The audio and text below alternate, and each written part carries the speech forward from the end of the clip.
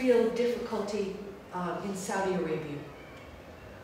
We were culturally so different from Middle Easterners in terms of basic values. They don't have the same cultural, religious, family, not to say one is better or not, but it is not the same.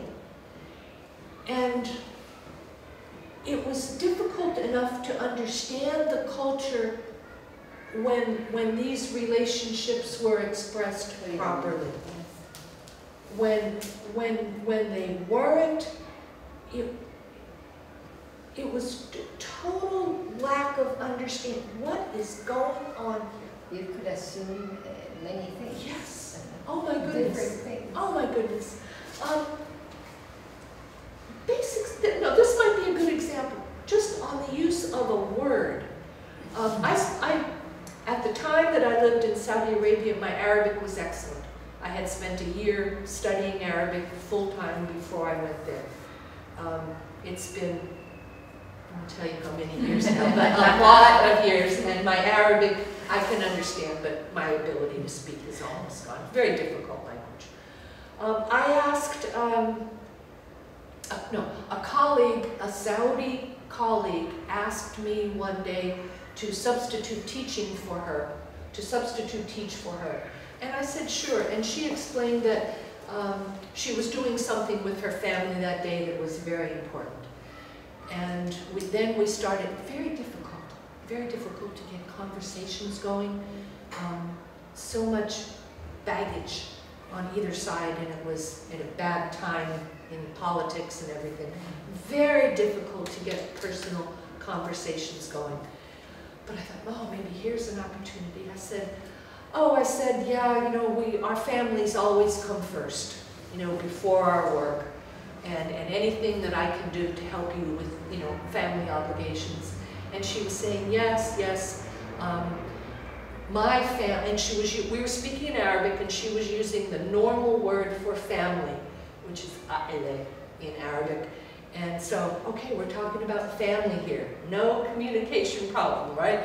And we both agreed, yes, family, most important, more than your job, more than your work, more than anything else in the world, family comes first. Okay, great. About 2 or 3 months later, my husband, who was an Army officer at the time, got promoted. And there was a pinning ceremony, and the wife usually pins on my husband, in that case wanted my twin daughters to put on at the same time on both sides. But it's a major achievement on his part, major family thing. So I thought, I'm going to ask this woman that I substituted for, you know, payback now. And I explained, I said, speaking in Arabic, I said, my husband got promoted. I need to go to the promotion ceremony. Can you please substitute for me? I got the coldest response imaginable. Well, I'll let you know, but I don't think so. It's going to be very difficult. No. What is this? We were talking about family. I substituted for her. Now, and finally, she agreed. And after, you know, when I came back, I said, thank you very much. I said, but I have to talk about this. I said, I really felt you were cold. You didn't want to do this. Please tell me what the problem is. She said, well, I was doing something with my family.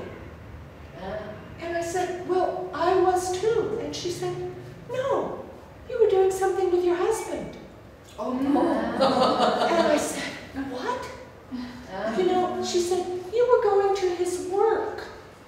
You know, his work and him. And I thought, wait a minute, how do we define family? You know, how are we using this word? It wasn't the same.